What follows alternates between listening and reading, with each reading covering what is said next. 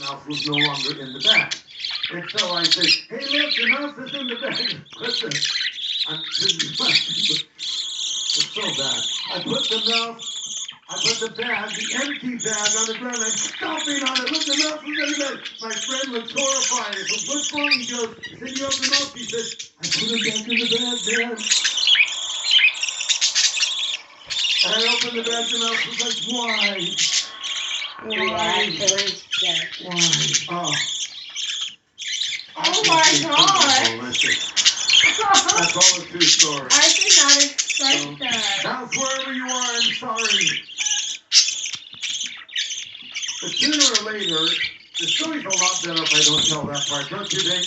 I left that out in the first service, and they're probably better for it, because it kind of wrecks the whole illustration. But this is life.